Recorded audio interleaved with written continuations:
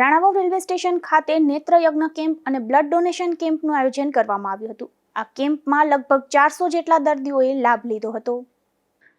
International મહેલ supreme council અને મહિલા વિકાસ મંડળ દ્વારા આ કેમ્પનું આયોજન કરવામાં આવ્યું હતું। કેમ્પનો તમામ ખર્ચ યુકે નિવાસી કેશવભાઈ રામભાઈ ઓડેદરાએ આપ્યો હતો।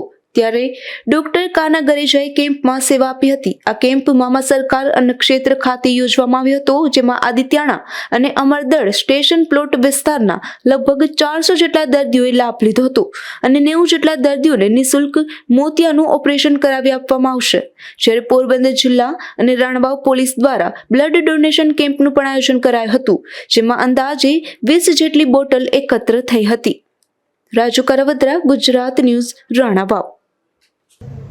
સમગ્ર ગુજરાતની અંદર અલગ અલગ સંસ્થાઓ તરફથી, એસોસિએશનો તરફથી આવા કેમ્પો એટલા માટે કરવામાં આવે છે કે હજી પણ સમાજનો એવો એક મોટો વર્ગ છે જે આ ઓપરેશનો ફ્રીમાં કોઈ સંસ્થા કરાવે તેનો લાભ લે છે। આજનો આ કેમ્પ છે એ મારા મોટાભાઈ અને યુકે મેરસ કોમ્યુનિટી એસોસિએશનના પૂર્વ પ્રમુખ, પૂર્વ રણજી ટ્રોફી ક્રિકેટર કેશુભાઈ ઓડેદરા અને નાથાભાઈ મોઢવાડિયાના સહયોગથી થાય છે અને અહીંયાની બધી વ્યવસ્થા મેયર સુપ્રીમ કાઉન્સિલ દ્વારા કરવામાં આવી છે।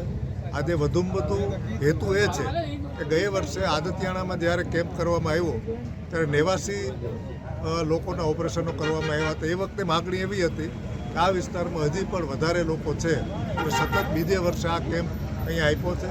જરૂર પડશે તો આ સિવાયનો કેમ્પ પણ આપશું, પણ આ વિસ્તારમાં કોઈ પણ આંખની બીમારીને કારણે તકલીફ ન રહે એના માટેનો આ કેમ્પનો હેતુ છે।